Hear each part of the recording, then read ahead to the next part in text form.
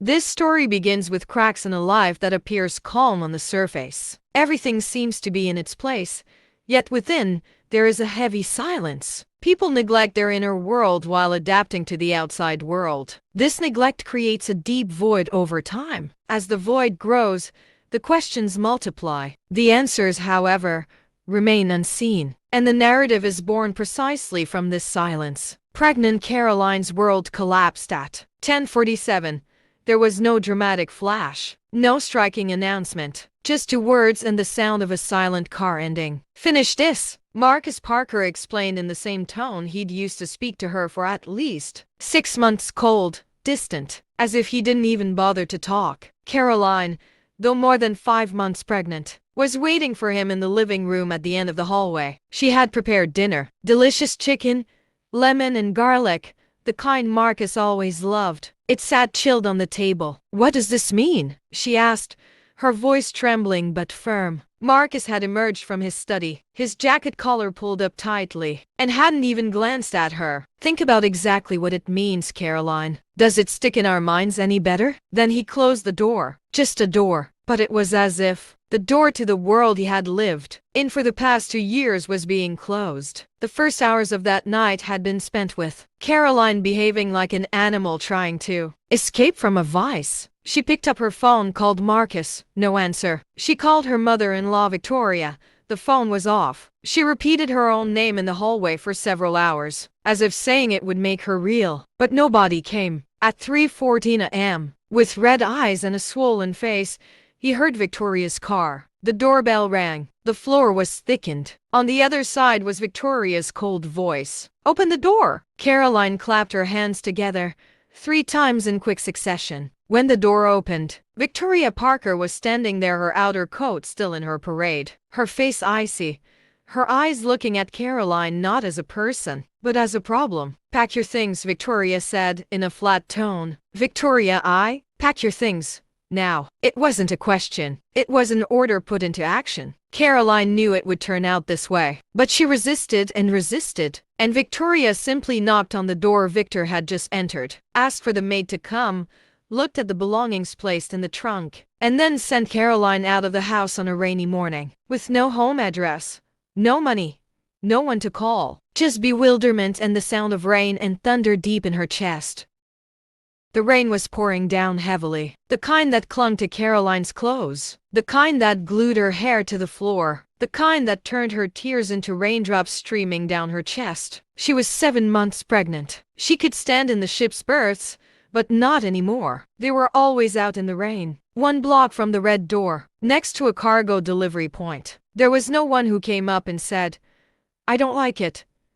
The street was empty. The lights shone in simple silence. Caroline walked along the sidewalk, thinking about the lack of money, remembering that her phone battery was dead, remembering that her parents had abandoned her years ago, and now realizing that Marcus was abandoning her too, and she cried silently, the crying of pregnancy. She knew the stress was bad for the baby, but she couldn't stop. In the middle of the afternoon, around 8 o'clock, Caroline's feet were burning and her body was shaking. She was sitting under a bus stop on the edge of the city limits. The rain was still falling, relentlessly, coldly. The water was splashing from the burning embers. Caroline, her coat soaked, her shoes covered in mud, clutched her handbag and whispered to the baby about to be born, "Okay, sweetie, Mom is here. Mom is here." But Mama wasn't there. Mama had no home. She had no money. But hope was slowly fading away. The light flickered for a moment. Lightning, thunder waited, then roared in the distance. And at that very moment, Caroline's eyes fell on something, partially hidden by pieces of cardboard behind the counter under the bus. Stop! Black. Heavy. Wet. A bag. Caroline's heart pounded with anticipation. So many people were dropping off their bags. And yet, even though no one was mistaken, this bag, this special bag, seemed to be waiting there for her. It was as if the universe finally was showing a little mercy. With trembling hands, she reached for the bag. The zipper, old and heavy, offered resistance. She pulled it once, twice, On the third pull, it opened with a low, metallic screech. Caroline would never forget what was inside. Stacks of money, packages of $100 bills wrapped in plastic tape. Lots and lots, maybe hundreds. He couldn't count them because he knelt down. He lifted his chest. His mind froze. This had to be a dream. This had to be an illusion. He touched it. It was real. The paper was real. He felt its scent, leather, rain, and money. It was real. Her heart began to pound so fast that her body trembled. She looked around to make sure no one was there. It was bare and desolate. Just rain and a distant sound. With trembling hands, she closed the bag halfway and held it in place. A vehicle passed. The splashing water splashed her. She didn't move. Minutes passed. Maybe longer. Thoughts swirled and tumbled in Caroline's mind. Whose could it be? Stolen? Was there somewhere this money was supposed to go? And then, a dangerous thought slipped away. What if this was her answer? A terrestrial prayer. A sign. Down below, on her waist, she felt the baby move gently. She immediately looked up, gazing at the sky. Is this yours? She whispered. There was no answer. Only the rain, the distant sound of traffic, and her own beating heart. Caroline pulled the bag closer, pressing it to her chest, as if she could take it back during the night. At first glance, everything seems ordinary. Days follow one another. Faces remain unchanged. But emotions don't stay the same. Inner tension rises imperceptibly. This tension forms the basis of the narrative. No one speaks loudly. Silence tells everything. That morning, as Caroline sat at the bus stop, her world changed, but she didn't quite understand it yet. She knew she'd be using a hotel, a motel with a vacancy sign that was no different from a well-maintained one. The receptionist never looked up from her phone. She stayed one night. Caroline didn't answer immediately. Her voice sounded hoarse. $72, the man said. Caroline's hand went to the purse. For the first time, she counted the money carefully. She pulled out a $100 bill. She felt a wave of shame and guilt, a nauseating sensation. She didn't want to feel like a thief, but no one questioned her. The man took the money and gave her a key. Room number 9, the end of the hallway. The room was small and run down. There was a bed, a flickering lamp, and curtains that didn't close properly. The air smelled of smoke and lemon cleaner. Caroline put the bag on the bed and sat on the edge, watching him. The clock ticks. It tickled. With each passing second, it felt heavy in his chest. She opened the bag. The sight of the money still lingered close to her heart. Her fingers traced a banknote with the red band. She told herself it might not be real, but he knew it was true. She began to assess her own virginity. What would happen if she took it to the police station? They would investigate. They might suspect she had stolen it. If she left it, someone else could take it. Had she committed a crime? Had a higher power sent her to save herself and her baby? She placed a hand on his chest. What should I do, baby? She whispered. There was no response. Only feelings. Conflicting feelings. Then hunger struck. His stomach rumbled. No food in the minibar. Outside, the weather machine's light gleamed, glistening in the rain. He pulled a $2 bill from his purse and went outside. The machine offered him a sweet bagel and water. He ate his first hot meal bread, something bland in days. He ate slowly, very slowly. Each bite was a reminder that he was still alive. Swallowing felt like resistance. After that, she returned to bed, gazing at the ceiling above the ground, lost in certain thoughts. Tomorrow she would decide. Sleep came slowly, as if weariness and fear surrounded her like a heavy blanket. Her dreams were strange and fragmented. Marcus's face, Victoria's voice, the sound of rain, the bag glistening under the counter.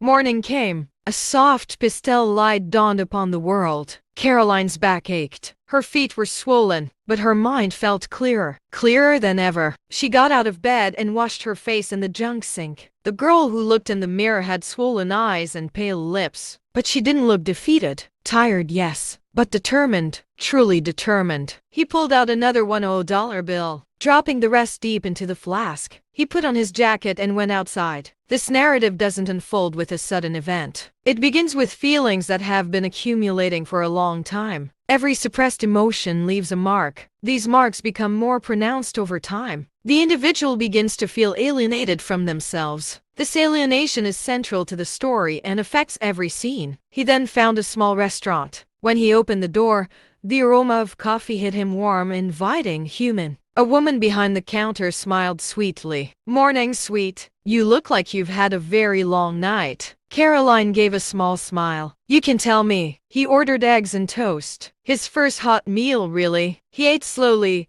trying to taste every bite. The clatter of dishes and quiet conversation around him made him feel human. Glancing at the table, he noticed a sign next to the counter that said he was looking for work. "Night shifts, dishwasher." He paused, then he asked, "Is this still open?" The waitress looked up. "Absolutely. Are you interested?" Caroline paused. "Yes, I can start today if needed." The woman smiled. "You are a blessing from God. You can fill out a form after your meal. Do you have a name, sweetie?" Caroline paused. Slowly she said, "Sophie." "Sophie. Raymond." The lie slipped through very easily. A name that inspires trust. At the end of the day, Sophie Raymond had a job. Not much, but honest. He used some of the money to rent a small apartment nearby. One room, cracked paint, a view of the back street. But it was his. For the first time in a week, he had a roof over his head. After each day's work, she came home exhausted, her hands smelling of dishwashing, her back aching, but her spirit light. She made herself full meals and whispered to the baby before bedtime. "Okay now," he said, "we'll succeed." On weekends, she sat by the window frame, beside an old notebook she'd found in a used bookstore. She began to write, not about money, not about Marcus, about motherhood, about pain, about starting over when you're lost. A form of therapy for her. She filled the pages quickly. Her handwriting was messy but lively. The bag was hidden under a shimmering rug. He'd occasionally pull it out, just to confirm he'd counted it. "He began to treat my money like a long-lost friend. Even though the money might have belonged to him, he still smirked, writing to himself, 'Not yet.'"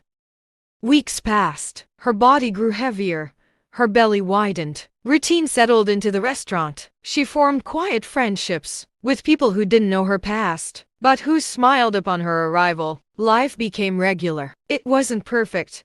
It wasn't easy, but it was consistent. Then, one evening, after a long shift, he took a shower and sat down with a second-hand phone. The internet was slow, but it worked. He was completely unexpected, just browsing aimlessly, when a message arrived from a former coworker. "Sophie, if it might sound weird, I saw something online. I thought you should know about it." There was a connection. He felt it freeze in his hands. It was clicking. A photo was uploaded. Marcus, in a tuxedo, smiling, holding Victoria's hand. The caption reads, "Finally with her, the woman he was meant to be. Love always finds a way, always." Caroline stared at the screen. Her throat went dry. Her chest tightened. The same pain returned, raw and real. But this time she didn't cry. She just stared for a long time, waiting for the screen to go black. She gently placed the phone on the floor. She took a deep breath. She looked around the room. Not much.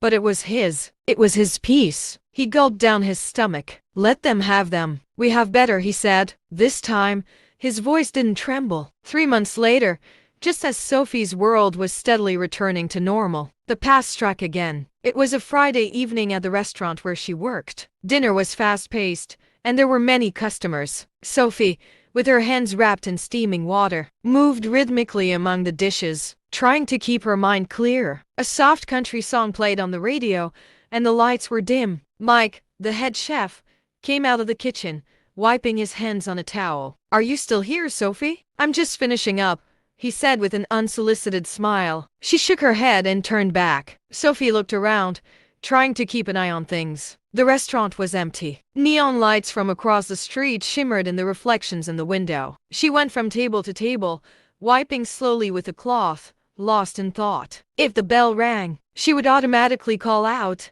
"Excuse me, we're closed for the night." She didn't look up. Nobody answered. He turned his head. The person standing in the doorway, drenched by the weeping rain, had a pounding heart. Helen Parker, brown brick. Her old, perfect hair was sticking out, plastered to her face and straw chest. Not a designer jacket, just a black coat, wrinkled, heavy with rain. Her eyes were red, She looked as if she were seeking support from afar. No pearls, no assertive posture. Just a woman Sophie had kicked out of her house 5 months ago. Now much smaller, thinner, almost like a malevolent spirit. Sophie froze, the diaper still in her hand. They both remained silent. For minutes, Helen's gaze welled up with tears. "Sophie," she said, her voice trembling slightly. No one had called her Sophie in months. Helen would step forward to say it, but it would come back with a jolt. Deeper inside Sophie's heart, there was Emily. Emily knew she was still crying. "You're wrong," said Sophie, her voice uneasy but firm. "My name is Sophie." Helen stepped forward, her heel lightly tapping on the zinc floor. "Please don't. I know it's you." Sophie's heart quickened. The baby moved slightly in her stomach, as if sensing the tension. "What do you want, Helen?" she asked, her voice sharp. Helen opened her mouth. For a second, nothing came out. He was handsome, his skin pale, his eyes red from crying. I didn't know where to go," she whispered. Sophie stared blankly into space. "Where were you supposed to go?" "What do you mean?" Helen's fingers clasped together. "Marcus," she said, her voice cracking at the name. He's gone." The words hung in the air, like smoke. Sophie's hair dropped at the sound of her name. She clutched her chest. "Gone." Helen took another heavy step, lowering her voice. "He disappeared 2 days ago. They found his car by the river, but he wasn't in it. No note, no phone, nothing. The police think—" her voice cracked. "They think he might have done it himself." Sophie said nothing. She seemed unable to. In her mind, Marcus's face, the face of Marcus from the dream, exploded. From his bed, holding Victoria's hand. Perhaps he's dead. Perhaps he's alive through others. 1,000 ideas collide. Helen took another step, went inside the door, still trembling. "I didn't know where he was going," she whispered. "He liked you. Maybe you can help me find him." Sophie said nothing. The woman had driven her out of her home, left her out in the winter, watched her cry and beg. Now she stood there in the rain and despair. Now she looked so small. Life went full circle. Sophie spoke slowly. "Why are you here?" Her voice wasn't high-pitched, but it was harsh. Helen's mouth opened, but no words came out. "Because—" She lifted her head and made eye contact. Red eyes, holding the water. "He's my son," she whispered. "And I left you." This wasn't said, but perhaps it was heard louder. Sophie didn't answer immediately. The pain of what had happened before returned, raw and real. Marcus's late arrival. Helen's voice saying,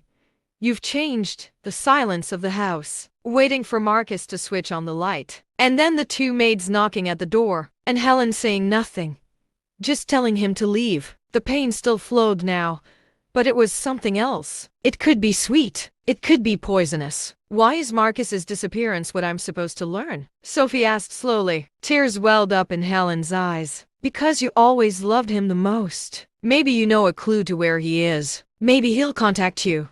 Sophie's eyes widened. Was Helen lying? Helen interrupted her, asking how late Marcus had been. How many times he'd been waiting for her somewhere else. How many times they'd eaten alone. Sophie asked, disgusted. "Or did he want to leave without seeing you?" Helen flinched. "I hope the police can find him. But, do you know where he is? Please, tell us." Sophie almost burst out laughing. Painfully, there was no humor that wasn't present. "I kicked him out of the house, and he came back when he wanted money," Sophie said slowly. "If anyone is a victim here, it's not me." Helen's lips were pressed tightly together. Silence. Then, weakly, she said, "I'm sorry." Sophia's sharp sarcasm, she chuckled. "That's not an excuse. Apologies don't change the structure." Helen's eyes began to wet with sweat. Just a little, but it was dripping. "You can find Marcus at his house, or whatever needs to stay."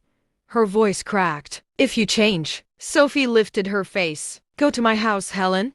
There's nothing there. I can't help you." Helen paused, tears streaming down her face. She knew Sophie was working, but she didn't change her mind. Then, Helen turned, her heels clicking heavily on the zinc tiles, and headed for the door. "If you change, at home or whatever is left," he said, as the door opened. "Give them my address if you want." The door closed. Sophie stood alone, gazing at the gleaming windows and the wall. Nothing was unclean. As the story progresses, Emotions become more complex. Thoughts completely lose their clarity. Every decision is made with hesitation. Internal conflicts silently grow. This growth becomes uncontrollable. The person feels trapped. The story unfolds within this feeling of being trapped. That night, Sophie didn't sleep much. Helen's face showed her deceit. Blessed. Marcus's names are a dream, perhaps dead, perhaps alive. The night passed without knowing the truth and feeling the hunger. The next few days passed slowly. Sophie did her shifts, smiled at customers, tried not to think about the past. But every time the door opened, the stares at her intensified. Perhaps it was Marcus, perhaps Helen again, perhaps it was someone from the police. Then, one evening, almost at closing time, it started raining again, cold and hard. The counter was dry, and a bell rang. Sophie automatically said, "Sorry, we're closed for the night." "Strange," said a male voice, unrecognized, known. He lifted his head. Marcus Parker was standing in the doorway, soaked. His brain refused to learn it instantly. Him. No pearl suit, just a studded shirt and a very loose jacket. His eyes empty, his chin pale, his jaw a marble log. A man's face, one that meant he'd slept the night before, twice. "Sophie," he said, his voice low, almost faint. Nothing really kicked in Sophie's throat. It was a welcome change. The rain, as it was sung, returned with Marcus's voice. "You shouldn't be here," he said, his voice perhaps calm, perhaps dangerous. She gave a small, weary smile. "You changed your number. I found you. I got lost and collapsed. I rebuilt a new life," he said patiently. "This is not an invitation." He took another step closer. "Please, just 5 minutes. I want it all." An hour had passed. Why? A small old institute. A mark on his chest that wanted to correct him. But he suppressed it. 5 minutes, he said finally. "Then you go." He shook his head, then knelt down in a cabin, his hands trembling slightly, clasped together to warm himself. He didn't sit down. He stood a few feet away, arms crossed, watching her. "So, what's here?" he asked. He looked around the hill, as if trying to understand its world. "So, where have you been?" he asked calmly. "Yes," in a steady voice. "You look different. Stronger," Sophie said flatly. "Go on, Marcus." The pace changed. A particularly shaky breath, rubbing of the temples. "Everything's collapsed, company. Its subsidiaries have collapsed. The investors," he cuts him off. "Tell them you took it all." Sophie raised an eyebrow. "The ones you got? Are they all the people you lured into the trap?" His head lifted. A sharp movement. "You don't know anything about this." "Then tell me," he said calmly, breathing, rubbing temples. "Claretta took it. Money, documents, people. It's gone. The police think I helped her. But it wasn't him. He used her. I swear it." Sophie's stomach turned cold. "The man passed by her door that evening." "Money?" he asked. Marcus leaned down, his voice lowered. 5 million in cash. It was supposed to go to the investors. Instead, he panicked and dumped it somewhere. The word struck like a heavy wave as the curtain opened on a theater. 5 million in cash. Thrown away somewhere. Sophie's mind drifted to that rainy night, that bus stop, that black bag. It can't be. It can't be true. Sophie could read his face. Marcus would see her looking up, her eyes pleading. "I never found her. Mr. Polis, they think she escaped and they took her. But I know her. She's not smart enough. Someone must have found her." His heart was pounding, but he held his face. "Maybe it's time to let go," he said. "I can't," she said, her voice filled with despair. "The money wasn't mine, if he doesn't give it back. I am going to jail." She bent down, her eyes pleading. "I need someone, there's no one else. There's no girl like you. You can lend me some money to help me cope. I'll pay you back. I promise." Sophie felt her exit almost complete. She built a new life. A new beginning. "What's the point?" "Speak properly," he said slowly. Marcus leaned closer, his eyes narrow, slightly slanted. "You did well, didn't you? New place. New job. Full of money. You owe me this. Help me cope. I'll pay you back. I promise." Sophie felt her exit almost complete. She built a new life. A new beginning. "What's the point?" "Speak properly," he said slowly. Marcus leaned closer, his eyes narrow, slightly slanted. You did well, didn't you? New place, new job, full of money. You owe me this. Help me cope. Something solidified within Sophie. She didn't know. It wasn't surprise. It wasn't anger. It was recognition. She hadn't changed.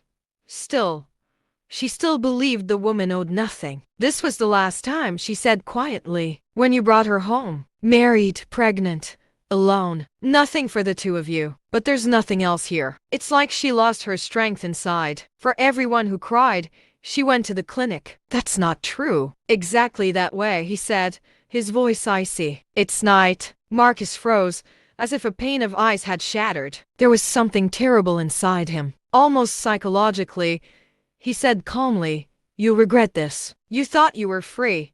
But you're not." I have a gaze. Sophie didn't move. Her legs were still. Her face was expressionless. "See you tonight, Marcus." He suddenly got up, the chair tilted and hit the floor. He turned to the door, went outside, into the wind and rain. The door slammed shut with a loud thud, like thunder, then a storm erupted. Sophie stood there, the light gone, staring blankly out the window at the hazy night. She pressed her hands together, but nothing flickered. Her insides were salty and frozen. A real sign of what was happening. The bag underneath the money. All this time, it wasn't there. Marcus's downfall is someone else's money. Money for money. That head chef left. Is he upset about what's happening around him? I heard the noises. Is everything all right outside? Mike asked, frowning. Okay, said Sophie. Her face relaxed. It's just that the customer took it to the wrong place. Mike waved, not interfering. We're closing soon. He left. Sophie picked up the tools and wiped the counter, her hands trembling as she wiped the same spot a second time. Sleep didn't come that night. She lost her dreams. A case? Rain? A black bag? Mark shouting? Police lights and sirens. He drifts off to sleep in the morning, feeling exhausted. He washes his face with the shower, puts on his old clothes, the same gray scarf. But his hands were still aiming. Each step brings more questions. These questions don't offer clear answers. This uncertainty is exhausting. People move forward in indecision. Emotions become uncontrollable. This lack of control deepens the story. And the conflict intensifies. The library opened. It was the crack of dawn. The TV started simply. The voiceover was clean and professional, almost ordinary. Something to say about the news. The news anchor began. Other news. Local businessman Marcus Parker, and the company's CEO have been arrested on charges of company fraud and embezzlement. Sophie got up to stop the teacup from pouring, counting the honey in it. The reporter's voice continued. Officials have confirmed the earlier announcement of his detention. Sources claim that up to millions of dollars are still missing and are believed to be connected to a failed real estate deal earlier last year. Parker is expected to be subjected to a lengthy investigation. Marcus's portrait appeared on the screen, an arrested image. No clothes, no smile, no charm. Drooping eyes and a face older than his age. Sophie's heart is pounding with pain. It collapsed. It finally collapsed. For minutes, he just sat there, face blank, TV dark. He realized he wasn't facing anyone. Not that he was mistaken, okay?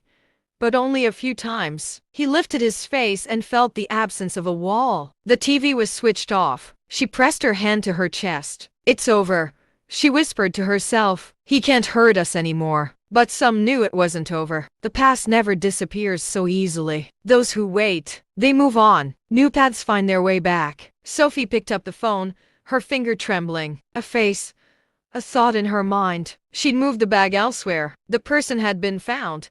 The news was in the press. Instead, she put the phone down. She owed no one anything. Yet, if they had waited for the smoke, if they had mentioned it, the sound of the sirens was recorded.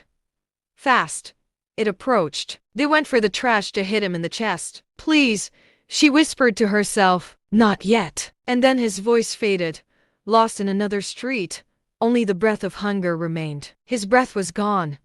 His heart poured out. She's safe for now. But deep down, with her eyes closed against the light, she thinks, here, the girl has reached her nets. The past is a return. And this time, she has nowhere to hide. Each step brings more questions. These questions don't offer clear answers. This uncertainty is exhausting. People move forward in indecision. Emotions become uncontrollable. This lack of control deepens the story, and the conflict intensifies. Marcus's arrest passed slowly, a winter thawing. The world finally stopped revolving around him. No more messages, no more calls, no more ghosts. Sophie settled into her simple routine. The morning silence, soft music, the gentle weight of pregnancy, the pressure on her chest, her rising heart. Each kick reminded me of what the baby had said. A love without pain can be born. A good thing can remain a failure. When the time came, the arrangements were made. The work took place at the city hospital,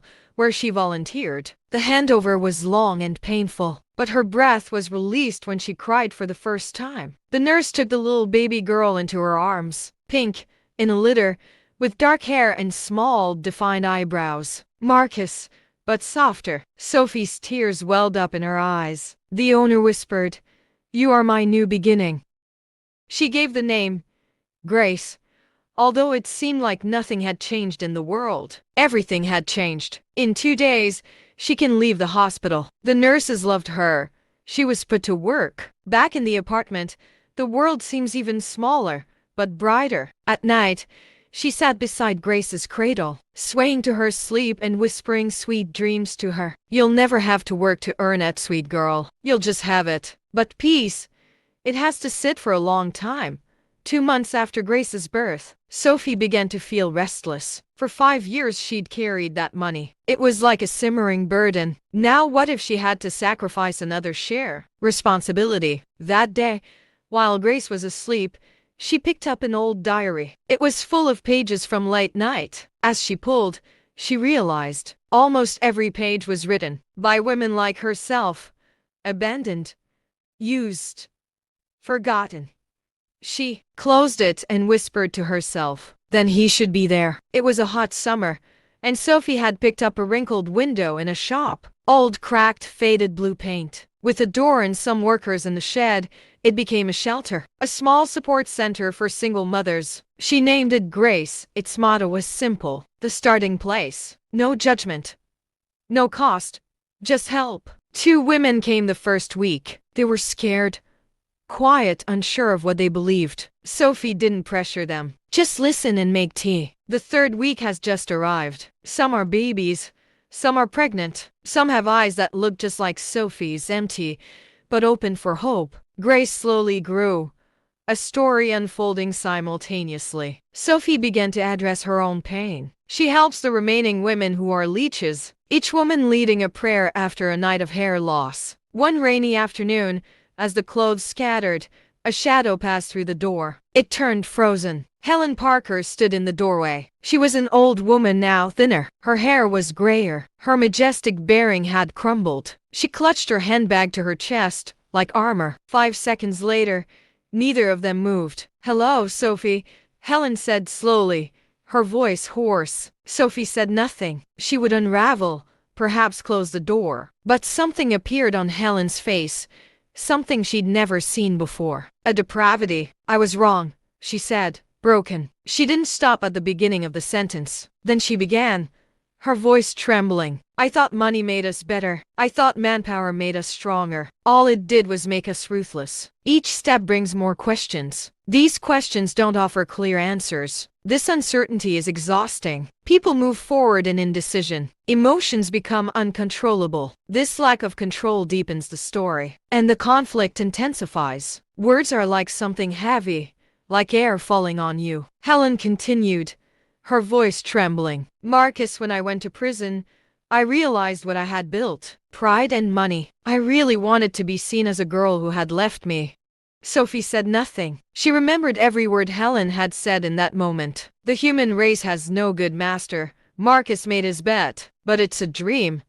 It still flows in her bones. But it's something else. It could be sweet. It could be nigh." "Why did you come here?" he asked slowly. Helen looked around the room, the lights, the toys, the pictures on the wall. Her eyes filled with tears. "Because I know what was done, and I need to say it. I'm sorry, Sophie, for all of it." The library was quite long. Helen couldn't say anything, but the new lady was there again, But Sophie's face found its expression. She wasn't worried at all. No shame whatsoever. Just present. Sophie said slowly. You were right about one thing. The translator's eyes. Helen's gaze began. I wouldn't belong in this world, Sophie continued. But I found mine.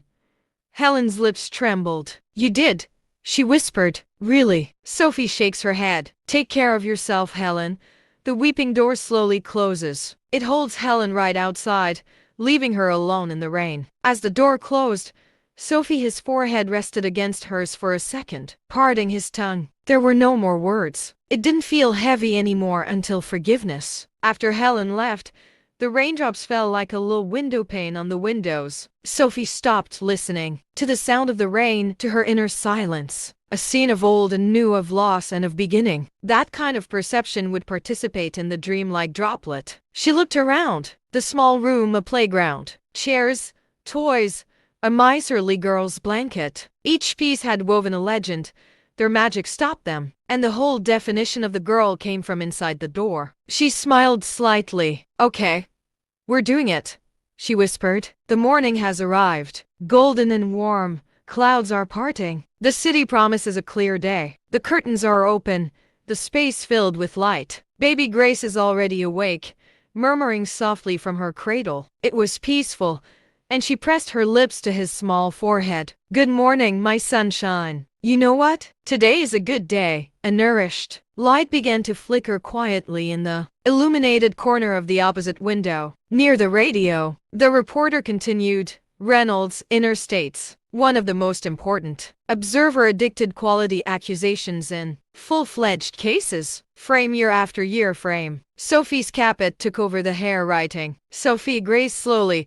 Then he turned the TV. He sat in silence for a moment. The word forgiveness, now spelled correctly, has a much deeper and more profound meaning. He stepped back. Sometimes your world sets itself right. There's no need to get emotional. It's all just residue. This afternoon, she'll see Grace. Haven had it. The woman was already there. A small group, a warm circle of tea, smiling softly, babies grinning. Emily Walker stopped and talked about a couple entering the house, and the whole story. He began by describing the woman as abandoned, pregnant, and cast aside by her family. Lily didn't wipe her eyes. Sometimes I just won't feel like myself if I don't feel like myself anymore. The room was silent. Sophie leaned back and held Grace in the cradle, her eyes clear but salty. There's no need to feel the posture, she said slowly. You just need to feel it. What kind of work is that? The questions were phrased in a low, almost frightened voice. The room fell silent. Everyone looked at Sophie. She leaned back in her chair, swaying in Grace's arms, her eyes lively yet free. I stopped asking why they left, she said slowly. Begin only once, thank God. The translator paused, her voice sweet and steady. If they had known when I left, I wouldn't be here. I wouldn't have it. None of this would have happened to them. Sometimes the girls who hurt you are the ones who are free. The dim light then filled his eyes. He spoke mostly half-heartedly and did nothing of himself. Sophie smiled, her son in her wider arms. Perhaps your whole weeping heart has been defeated. It has only just begun. At the beginning of the next day, when the ready door was opened again, a vanished spirit awaited at the exit. And each evening, upon arrival, the haven was clean and he walked into its open room, possessing a toy, and the spirit whispering a prayer. He had recovered a little more. He told every story. At first, she thought, please, Merlin has become a girl who knows what broken things have happened in her life. No one who follows the darkness under the roof of the house. The world has forgotten no Hezbollah on the moon that brought her out. But Sophie doesn't have it all. No merchant. Just a girl's peace section. He stood facing the window, the battle raging, his face slow, his heart heavy with no hope left. Then he whispered a final word, his voice soft and firm. Sometimes the toughest endings come at the best beginning. Fear, dreams. Nothing burns in the outer greenhouse of the chest. Only feelings. The girl's work. Peace in her own hands. The girl broken, sitting in the old rain. The girl who became light. The game is gone. 1 year later, Haven's door had become a familiar threshold. Sophie stood there in the morning light, holding Grace in her arms, waiting for her first customer. The little girl, now 14 months old, brushed her dark hair against Sophie's shoulder and had begun to suck her finger. Sophie whispered, pressing her lips to her hair. On the fringes of the outside world, the city was waking up. Cars passed by. People went to work. Life went on. But inside Haven, the air was lighter, warmer, safer. The first visitor was Lily. 5 months earlier, she had walked through the door, abandoned while pregnant, her eyes empty. Now, she was breastfeeding her daughter Mia. There was security in her arms, and a light had returned to her eyes. "Sophie, I've missed seeing you so much," said Lily, smiling. "You look lovely," Sophie said sincerely. Grace looked.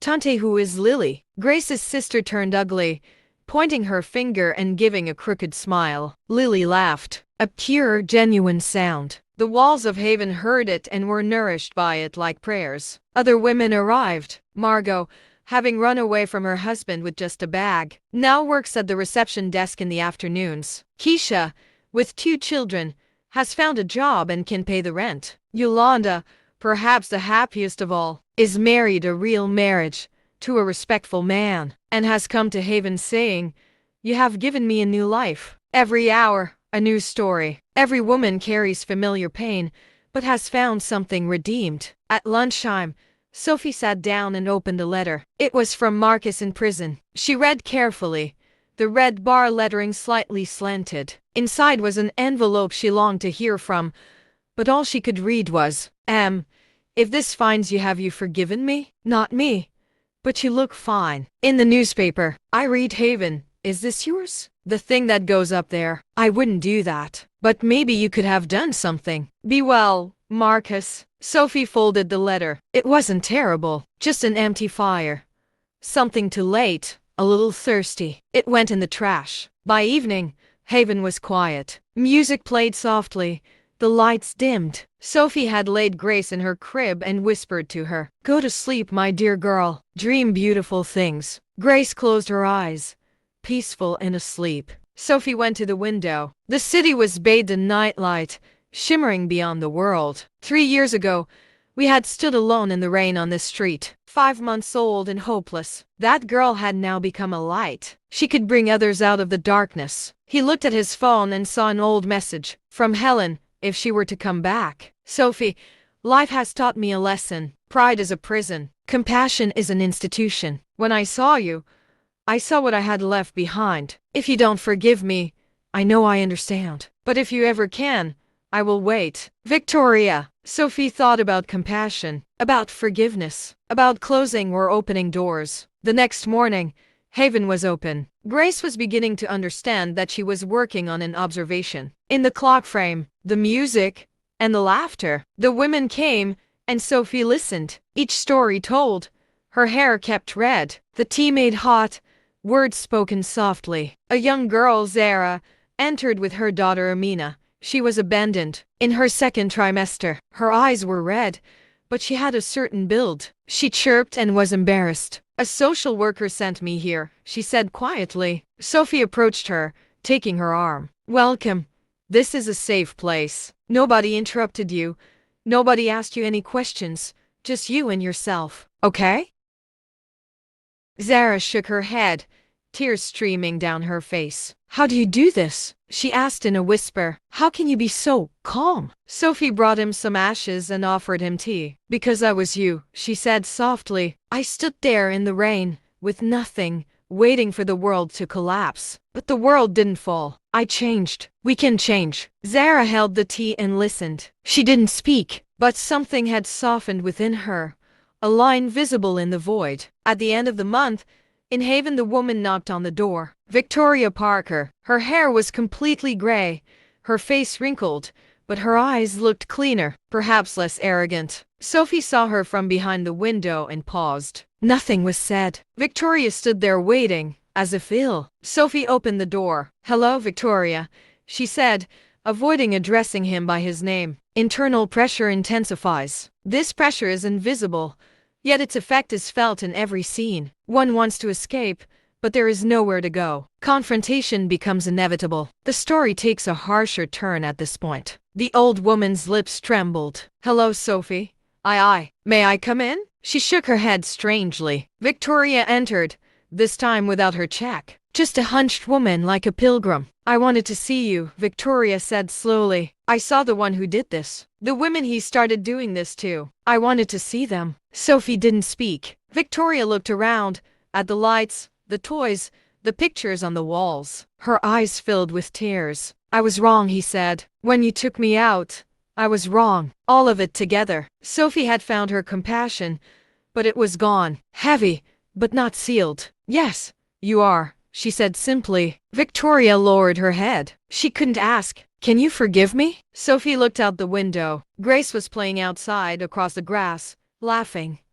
Free. Safe. Loved. I'm sorry, Victoria, said Sophie, finally, and she began to understand. But it wasn't for you. It was for me, because it wasn't too difficult for me to say it to you. Victoria cried, red eyes, shoulders slumped. Thank you, she whispered, for everything. Thank you. Sophie touched her arm. Not for long, just a touch. A door closed. As night fell, Sophie sat, notebook open, writing. The pages were now filled with hope and purpose, not just sorrow. The bank clerk knew she was using the money diligently, locking haven, helping women, feeding children. The money was no longer a secret. It was an inheritance. Grace was asleep, she whispered. For you, dear girl, this money. It's good that you started with it. One day you will understand how. When things get ugly at the beginning, something beautiful can emerge. And when things get very bad, something beautiful can come out of it. In the morning, another girl arrived, abandoned by her husband while pregnant, rejected by her family. Her eyes were empty, her body trembling. Sophie made her tea, listened, said no word, just stood there. How did it go? The girl finally asked. Sophie smiled, weary but genuine. You to continue, she said. You, the baby, and me. We start together. Together. Nothing is too heavy. The girl cried, beautifully, without collapse or division. Haven held her silently. Each new development increases the emotional weight. Silence is no longer comforting. On the contrary, it is disturbing. One learns to live with this discomfort. This learning is painful, but it allows progress and deepens the narrative. A year passed. Grace was approaching 3. She had started talking, started running. She had become a girl in the world, a psychological and a little girl. She grew up in Haven. No childhood, just a girl, with love in her heart and always singing. Sophie, 32, had begun to see wonders from afar with her eyes. But it wasn't observation. Now the girl smiles and sparkles, and so does her surroundings. One night, he was sitting with Grace, holding his chest, looking out the window. Grace asked, in a simple yet profound way. Sophie's heart ached. How should I tell the little girl why her father hadn't come? Why her grandmother had left? Why the world was so cruel to some girls? Because, Sophie said softly, there needed to be a light in your head. And God chose you, my baby. Grace is seen holding her head, gripping her chest, and a gleam of strength shines in her eyes. I love you, Mama, he said. I love you too, sweetie, Sophie said, pressing her lips to his hair. On the fringes of the outside world, it was raining. The same rain that had left Sophie at the bus stop 3 years earlier that night. But Sophie wasn't afraid. Inside the haven,